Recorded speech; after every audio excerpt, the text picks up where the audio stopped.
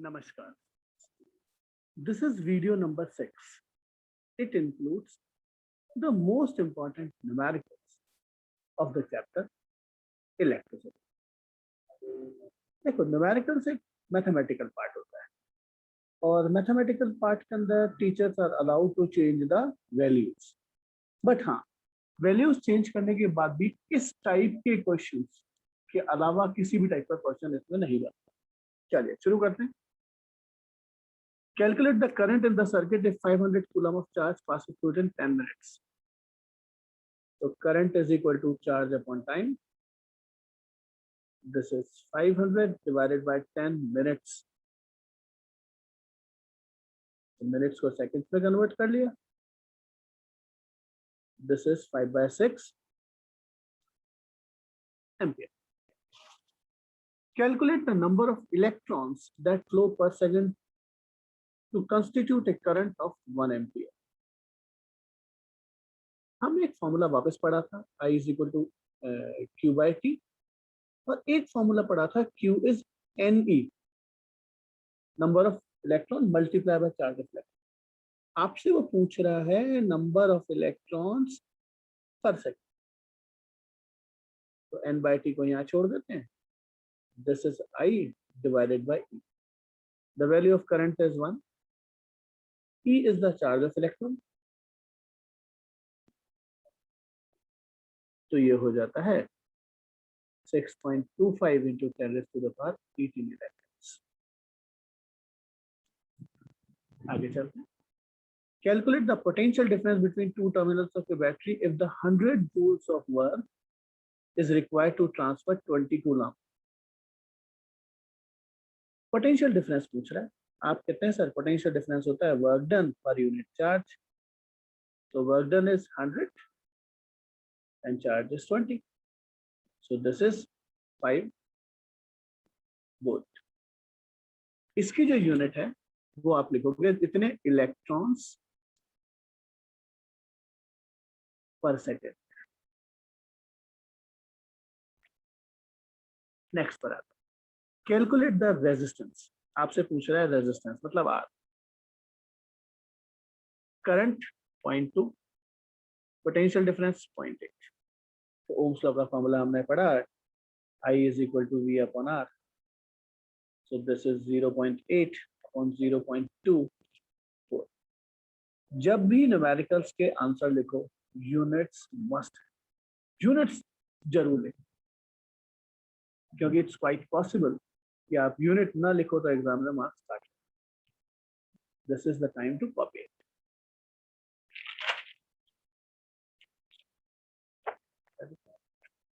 आगे चलते हैं।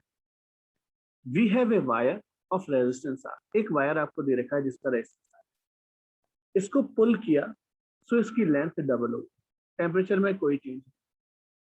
आप कहते हैं सर ओल्ड केस मानते हैं, मतलब जब मेरे पास स्टार्टिंग में वायर था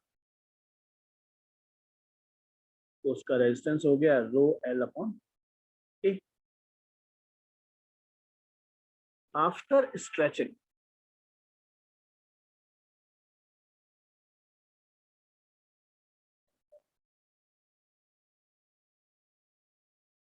आप कहते हैं सर लेंथ डबल हो गई। The length is double. किसी भी वायर को अगर स्ट्रेच करोगे तो इट इज ऑब्वियस कि उसका एरिया कम होता है। तो इसको चेक करने के लिए हम एक कंसेप्ट लगाते हैं कि वॉल्यूम कांस्टेंट, कि वॉल्यूम रिमेन सेम।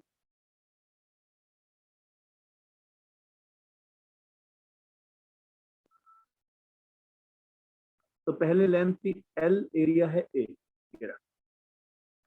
नए केस में लेंथ L2, एरिया फिलहाल पता नहीं, तो ये 2L हो गया।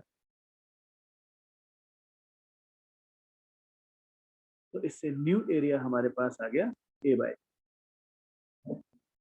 तो we have new length 2L, we have new area. जब तक वायर नहीं बदलोगे, आई रिपीट, जब तक मटेरियल चेंज नहीं होगा तब तक रेजिस्टिविटी चेंज नहीं होती, means resistivity remains same. The new length is 2L, the area is A by 2।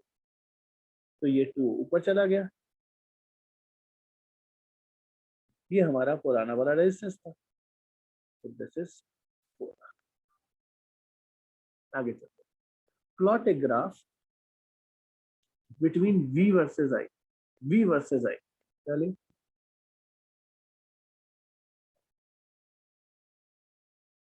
तो जो एलिमेंट पहले लिखा होता है उसको नीचे लिखते हैं, क्योंकि X वर्सेस Y ऐसे बोलते हैं। तो दिस इज I,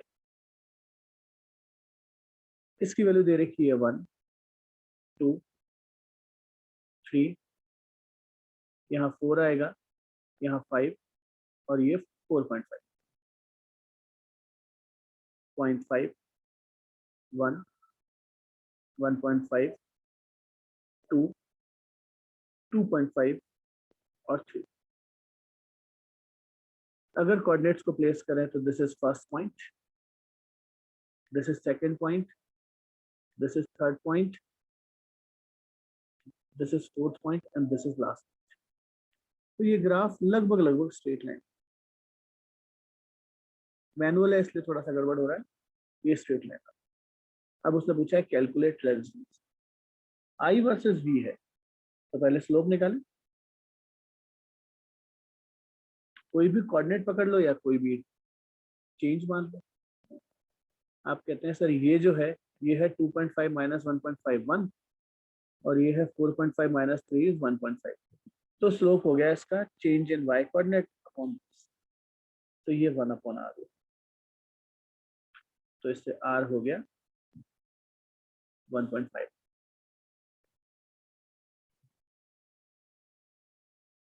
ठीक है, I वर्सेस V का स्लोप निकालना था। स्लोप मैंने कहा था change in y coordinate upon change in x coordinate, तो कोई भी दो रेस्पेक्टिव कोऑर्डिनेट ले ली। ये 1.5 है, 2.5 है, 1.5 है, तो चेंज इन हुआ 1। ये है 4.5 और यहाँ है 3, इसके लिए तो ये वाला कोऑर्डिनेट। नेक्स्ट क्वेश्चन पर आते हैं। एक सिलेंडर है, सिलेंडर है वायर, मटेरियल है जिसकी लेंथ दे रखी है 10 मीटर, एरिया दे रखा है 2 सेंटीमीटर स्क्वायर, रेजिस्टेंस दे रखा है 20 ओम। Calculate the resistance. तो rho is equal to RA by L, R is 20 ohm. ये जो एरिया है ये दे रखा है सेंटीमीटर स्क्वायर, अगर मीटर स्क्वायर में कन्वर्ट करोगे तो मल्टीप्लाई बाय 10 की power minus, divided by length is 10 centimetre, तो this is 4 into 10 raised to the power minus 4 ohm. जितने भी हमारे पास अलॉय हैं उन सारे अलॉय का अगर रेजिस्टिविटी देखूं तो something something into 10 raised to the power minus 8, ध्यान रखना। मतलब इन वायर्स का रेजिस्टेंस वायर बनाया जाता है। Draw a circuit diagram consisting of a battery of a charge cell, 4 cells there, एक 2 ओम, एक 4 ओम, एक 6 ओम रेजिस्टेंस, प्लग, एमिटर, सब की सब सीरीज।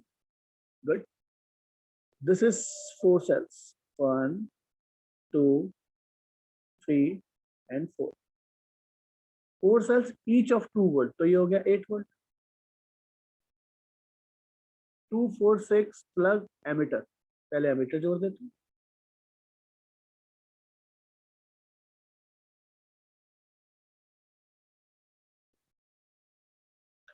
2 4 6 और एक की।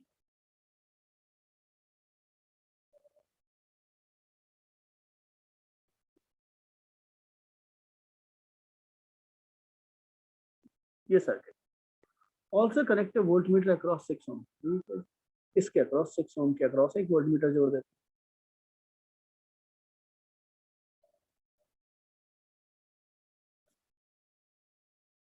Calculate the reading of both the device, मतलब टोटल करंट निकालना है और टोटल पोटेंशियल निकालना है। आप सबसे पहले कहते हैं सर टोटल रेजिस्टेंस कितना हो,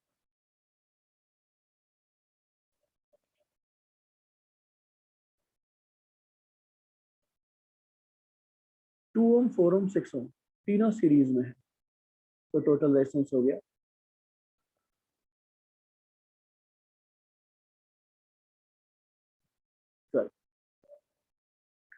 सबसे पहले कैलकुलेट करते हैं करंट। आप कहते हैं सर करंट होता है total potential upon total resistance. Total potential है 8, टोटल करंट है 12, तो 2/3 एम्पियर। ये तो मेरा पहला आंसर आया जो कि एमीटर रीड करेगा। सीरीज कॉम्बिनेशन में करंट सेम रहता है, तो आपको अपने को कैलकुलेट करना है पोटेंशियल डिफरेंस अक्रॉस 6 ओम। तो ओम्स लॉ के हिसाब से करंट इनटू रेजिस्टेंस। तो करंट कितना है 2/3, रेजिस्टेंस कितना है 6 ओम। तो इसका आंसर आया 4। ये मेरा सेकेंड आंसर।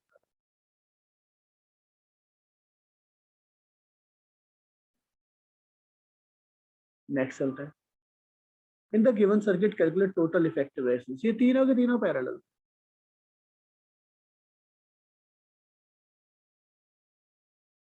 तो 1/RP, 1/2, 1/5, 1/10। एलसीएम लिया 10, 2 5 जा, 5 2 जा, 10 1 जा। तो आरपी आ गया 538। तो पहले पार्ट का आप कहते हैं सर इसको ऐसे छोड़ सकते हैं? नहीं, कैलकुलेट करना चाहिए पूरा। टोटल करंट, करंट निकालना। आप कहते हैं sir potential upon total resistance. Potential है 10, टोटल रेजिस्टेंस है 10/8, तो ये हो गया 8 एम्पियर। ये दूसरा पार्ट। तीसरा पार्ट थोड़ा सा इंपॉर्टेंट,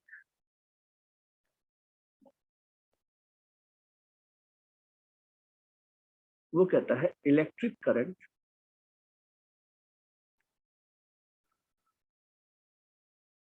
थ्रू ईच रेजिस्टर। तो 2 ओम से भी निकालना है,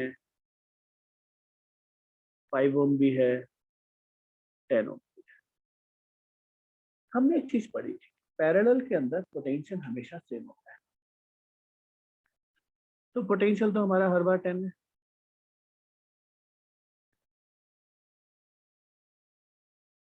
डिवाइडेड बाय रेस्पेक्टिव रेजिस्टेंसेस। इसका रेजिस्टेंस 2, इसका रेजिस्टेंस 5, इसका रेजिस्टेंस 1। तो ये हो गया 5 एम्पियर, ये हो गया 2 एम्पियर, ये हो गया 1 एम्पियर। तीनों का सम चेक कर लो 8 एम्पियर। पैरेलल कॉम्बिनेशन में पोटेंशियल हमेशा सेम रहता है, ठीक है। इन तीनों के क्रॉस पोटेंशियल 10 हो गया। तो current is equal to potential upon resistance, potential upon resistance, potential upon resistance, V upon R1, V upon R2, V upon R3, जो हमने पैरेलल कॉम्बिनेशन के डेरिवेशंस में जान ली। ये पेज आपके लिए। आगे चलते हैं।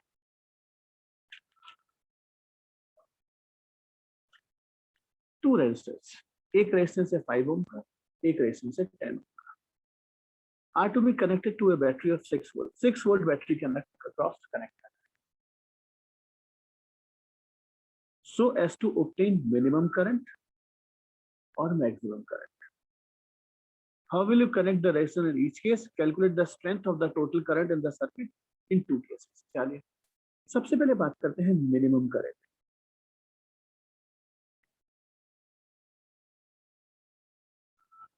अगर मिनिमम करंट होता है तो उसके लिए रेजिस्टेंस को मैक्सिमम होना पड़ेगा, तब जो करंट मिनिमम आएगा।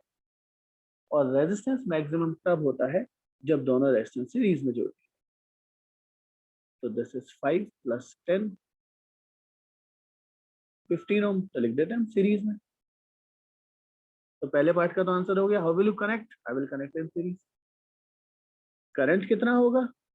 करंट आप कहते हैं सर पोटेंशियल है 6, ये 6/15, तो 0.4 एम्पियर।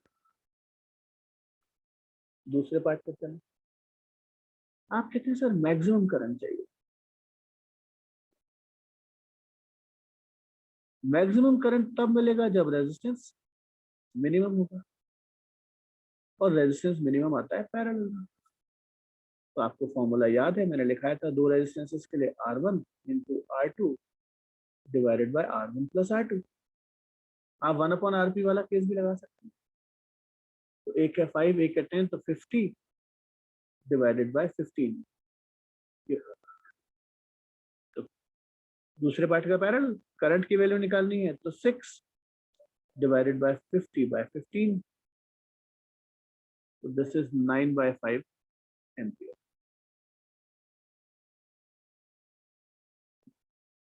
ये हुआ हमारा इस क्वेश्चन का। क्वेश्चन इतना कॉम्प्लिकेटेड नहीं है, बस थोड़ा सा समझने की बात है। इस क्वेश्चन में देखते हैं, कैलकुलेट दिस टोटल रेजिस्टेंस निकालना है, टोटल करंट अक्रॉस इसके अलावा पोटेंशियल रेजिस्टेंस में पोटेंशियल निकालना। आप कहते हैं सर ये दोनों रेजिस्टेंसेस पैरेलल, तो 5 and 10 ohm are in parallel. So 5 into 10 divided by 5 plus 10, तो ये हो गया 50 डिवाइडेड बाय 15, तो 10/3 ohm। ये 10/3 इसके साथ सीरीज में,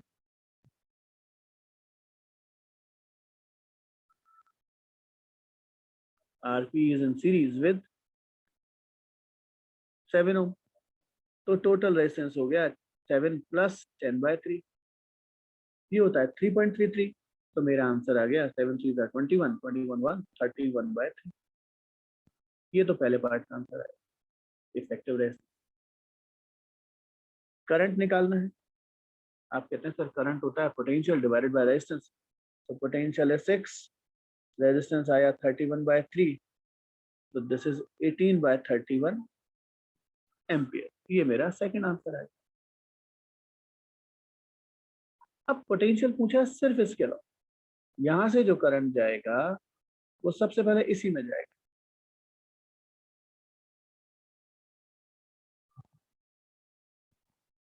तो potential difference across 7 ohm is current into resistance, 126/31 volt. ये मेरा तीसरा आंसर है। तीनों को आप इंडिविजुअली सॉल्व करोगे, डेसिमल प्रोग्राम जो भी आएगा। ये हुआ हमारा 11th क्वेश्चन। अब हम आगे इस फिगर को देखिए, ये दोनों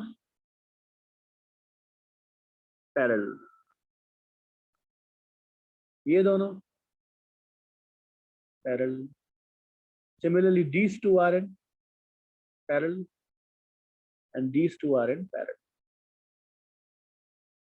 दो इक्वल रेजिस्टेंसेस अगर पैरेलल में जोड़ते थे तो फॉर्मूला होता था प्रोडक्ट बाय सम, तो ये आया 1 ohm। मतलब अगर मैं इस फिगर को रिकंस्ट्रक्ट करूं तो ए से स्टार्ट करता हूं। पहले इन दोनों की जगह 2 ohm की जगह रह गया 1 ohm, तो 2 और 2 का रिजल्टेंट 1। ऐसे ही इसका 1 ohm, सेम एक पॉइंट ये रहा और एक ये रहा, ये भी 1 ohm और ये भी 1 ohm। R1 और R2 का रिजल्टेंट 1 ohm, क्योंकि दोनों 2 2 थे, रिजल्टेंट ये रहा। R3 R4 का 1, R5 R6 का भी 1 और R7 R7 का भी। अब ये दोनों सीरीज में और ये दोनों सीरीज में, तो अगर इसको दोबारा रिकंस्ट्रक्ट करता हूं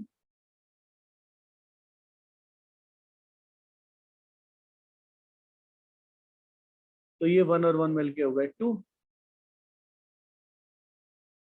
ऐसे ये 1 और 1 मिलके हो गए। अब ये दोनों वापस पैरेलल में, तो इनका रिजल्टेंट रेजिस्टेंस आ गया 1/2 प्लस 1/2,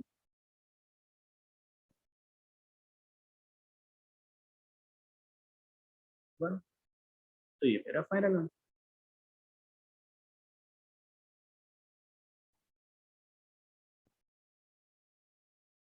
पहले हमने इंडिविजुअल ब्रांचेस को सॉल्व किया, सॉल्व करने पर ये फिगर बना, फिर ब्रांचेस ही चल रही है, एक ब्रांच एरिया एक ब्रांच एरिया, पहले ब्रांच को सिंप्लीफाई एंड देन कंबाइन। इस क्वेश्चन में चलो, कहता है state the type of combination of the resistance. ये तो मैं डायरेक्ट लिख देता हूँ parallel. How much electric current flows through each resistance, what is the ammeter reading. तो पहले एमीटर रीडिंग निकाल, या सेकंड पार्ट से चल। इलेक्ट्रिक करंट थ्रू 15 ओम। आप कहते हैं सर पोटेंशियल तो सेम है, तो करंट होता है potential upon resistance. Electric current through 10 ओम, तो ये 3/10, तो this is 0.2 ampere, this is 0.3 ampere. ये मेरा सेकंड पार्ट आ गया। यहां से जो करंट गया था वही तो दो पार्ट में टूटा था, तो अगर थर्ड पार्ट की बात करूंगा तो टोटल करंट कितना हो जाएगा इन दोनों का सम।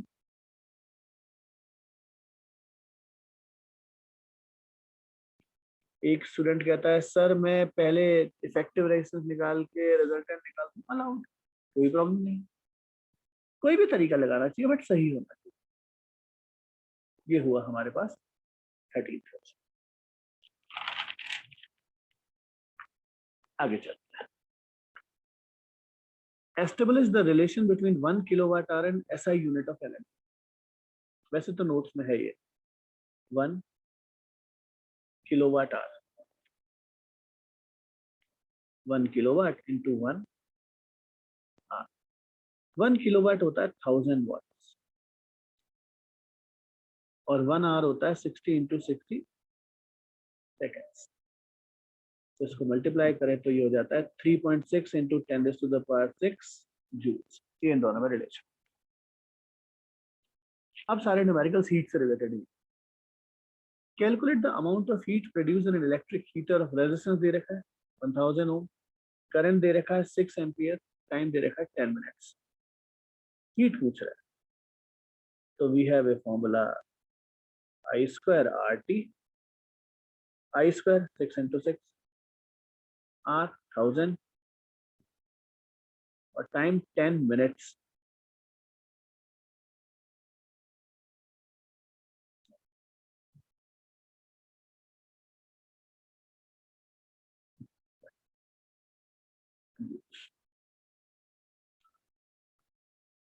नेक्स्ट क्वेश्चन, एनर्जी पूछ रहा है, पावर दे रखी है और टाइम दे रखा है। तो हमने एक फॉर्मूला पढ़ा था, electrical energy is equal to power into time. Power is 1200 watt and time is 20 minutes.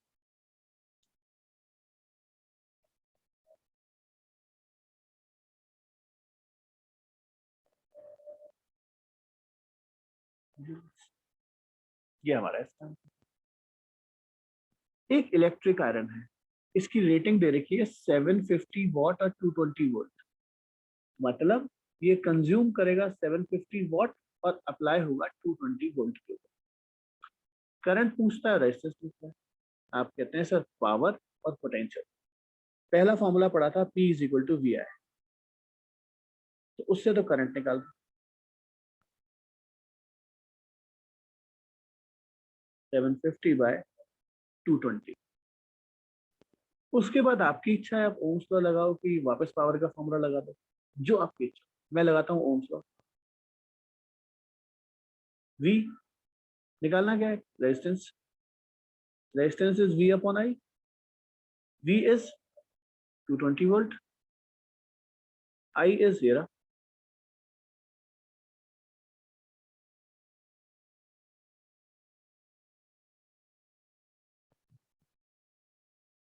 Simplify आप करोगे। ये सारे क्वेश्चंस प्रीवियस ईयर के बोर्ड में आए हुए क्वेश्चन, तो हमारे लिए काफी इंपॉर्टेंट हो जाता है। देयर आर टू लैंप्स, एक की रेटिंग दे रखी है ये और दूसरे की रेटिंग दे रखी है ये, are connected in parallel. to 220 volt again. Calculate the current. आप कहते हैं sir current is equal to potential upon resistance होता है, तो पहले बल्ब्स के रेजिस्टेंस निकालते हैं P और V। हमने एक फॉर्मूला पढ़ा था P is equal to V square by R। तो पहले बल्ब का रेजिस्टेंस हो जाएगा V square bye P, P1 क्योंकि पावर अलग है, तो this is 220 upon 100, so this is 484 ohm, 484। दूसरे की बात करें V स्क्वायर बाय P2, क्योंकि उसकी पावर अलग है, 220 divided by 40, 11 11 120 10। They both are connected in parallel.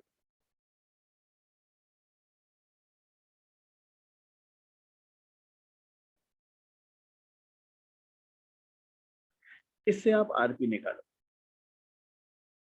और करंट हो जाएगा V अपॉन आर।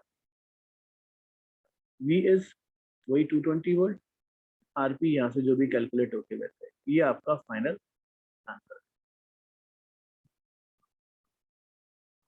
आगे चलते हैं। दो आइडेंटिकल रेस 12 ओम ईच, पहले कनेक्ट किए सीरीज में, फिर कनेक्ट किया पैरेलल, 6 वोल्ट बैटरी से। रेशियो ऑफ पावर कंज्यूम्ड, तो पहले बात करते हैं सीरीज। सीरीज के अंदर टोटल रेजिस्टेंस हो जाएगा 12 + 12 24। पोटेंशियल दे रखा है, तो पावर यूज होगी सीरीज में V square bye R S, तो 6 × 6 डिवाइडेड बाय 24। ये तो हुई हमारे पहले केस की पावर। दूसरे केस में both are connected in parallel, तो रिजल्टेंट रेजिस्टेंस वही 1/12 + 1/12 सिंप्लीफाई करें तो हमारे पास हो जाएगा 6 ओम। पैरेलल की पावर हो जाएगी वही V square bye R P, तो 6 × 6 अपॉन 6 वॉट। हमारा क्वेश्चन कहता है दोनों पावर का रेशियो निकाल,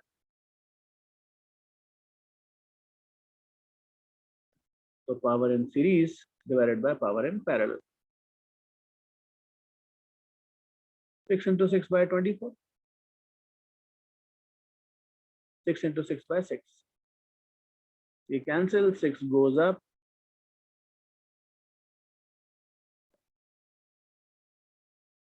इसका आंसर आएगा ये। नेक्स्ट क्वेश्चन देखते हैं। Calculate the amount of heat generated when charge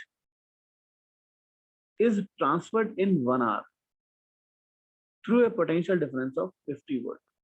आप कहते हैं सर चार्ज, टाइम और पोटेंशियल को रिलेशन ही नहीं था। हाँ, एक फॉर्मूला आपने हमें जरूर सिखाया था कि इलेक्ट्रिक पोटेंशियल होता है वर्क अपॉन चार्ज, तो work done is equal to हो जाएगा Q × V, और यही वर्क डन कन्वर्ट हो जाता है हीट में। अगर हम थ्योरी के नोट्स देखें, वीडियोस देखें, तो हमने कहा था whatever the work is given, work is done, that is converted into heat energy। तो चार्ज दे रखा है 18,000 कूलम्स और पोटेंशियल है 50, तो 18 5 I think 90, 1 2 3 4 joules, this is it।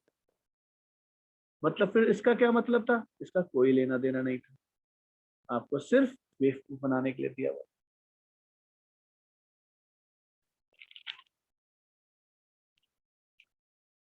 एक इलेक्ट्रिक लैंप मेजर्ड, मतलब उसकी मार्किंग दे रखी है 100 वाट और 220, 5 आवर्स डेली यूज होता है। कैलकुलेट द रेजिस्टेंस, पहला केस। रेजिस्टेंस इज वही V स्क्वायर बाय, तो 220 × 220 डिवाइडेड बाय 100, तो ये हो गया 484 ओम। पहले पार्ट का आंसर तो आ गया। दूसरा, एनर्जी कंज्यूम्ड। आप कहते हैं सर एनर्जी का फॉर्मूला आपने हमें पढ़ा है पावर इनटू टाइम, तो power is 100 watt, time is 5 hours, मैं यही लिखता हूँ। आप कहते हैं सर क्यों? क्योंकि उसने आंसर किलोवाट आवर में मांगा और एनर्जी पर डे, तो पर डे में आप 5 आवर्स यूज करते हो तो 8 में चल रहा है, मैं नहीं छेड़ूंगा, इसको किलोवाट में चेंज कर दो। तो किलोवाट में चेंज करने के लिए मुझे उसको 1000 से डिवाइड करना पड़ेगा, तब ये किलोवाट में हो जाएगा। तो किलोवाट और आर तो मिलके हो गए किलोवाट आर, और ये हो गया 0.5। इससे ये कैंसिल, एक जीरो कैंसिल हो गया, 0.5 किलोवाट, मतलब half commercial unit per day use होती है। आप कहते हैं इलेक्ट्रिक बल्ब है, करंट लेता है 0.8, पोटेंशियल लेता है 250, 8 आवर्स, कॉस्टिंग है 3 rupees per kilowatt hour, 30 days का बिल निकाल। तो पहले तो 30 डेज में टोटल कितनी एनर्जी कंज्यूम करता है ये देखते हैं। तो एनर्जी कंज्यूम्ड इन 30 डेज। आप कहते हैं सर V दे रखा, I दे रखा है, तो पावर हो गई, फॉर्मूला क्या होता है P इंटू टी, तो पावर हो गई 250 इंटू 0.8, ये तो हो गई power, multiply by time 8 hours 30 days. आप कहेंगे सर इसको आवर्स में क्यों रखा है? क्योंकि मुझे जो यूनिट दे रखी है वो किलोवाट आवर है, तो पहले इसको किलोवाट में चेंज करें क्योंकि ये तो वाट आ रही है। तो 250 इंटू 0.8 डिवाइडेड बाय 1000, अब ये हो गया किलोवाट, 8 इंटू 30 आवर्स, तो ये किलोवाट आवर तो एज इट इज। चलिए इसको देखते हैं, 250 0.8 8 इंटू 30 डिवाइडेड बाय 1000, इसका डेसिमल भी रिमूव करूं, एक जीरो और आ जाता है, एक जीरो से एक जीरो कैंसिल, एक जीरो से एक जीरो कैंसिल, 25 4 जा 4 2 जा, तो 8 2 जा 16, 16 3 जा 48, तो मेरा जो कंजम्पशन आता है वो है 48 किलोवाट आवर। बट मेरे से ये नहीं पूछा, मुझसे पूछा है calculate monthly bill.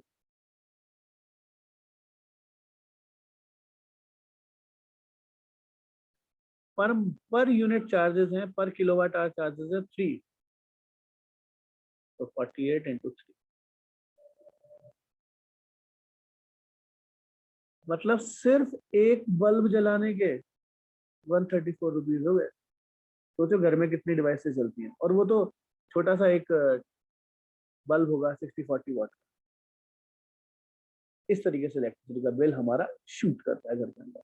AC, geyser, heater, काफी सारी इलेक्ट्रिसिटी यूज करता है। माइक्रोवेव ओवन, ये वो डिवाइसेस हैं जो बहुत सारी एनर्जी यूज करते हैं। इवन जो हमारे टैंक में पानी चढ़ाने की मोटर होती है वो भी कई बार बहुत एनर्जी यूज करती है। तो ये हुए इस चैप्टर के न्यूमेरिकल्स। तो बेटा इस 6 वीडियोस हैं टोटल, अगर इन 6 वीडियोस को ढंग से सॉल्व कर लेते हैं तो ये चैप्टर आपका पूरा कंप्लीट हो जाता है। इन 6 वीडियोस के बाहर से बोर्ड में कुछ भी नहीं आता। डेटा चेंज हो सकता है, मना नहीं करता, बट इसके अलावा क्वेश्चन बनते ही नहीं है आपके सिलेबस। ठीक है, thank you very much, God bless you.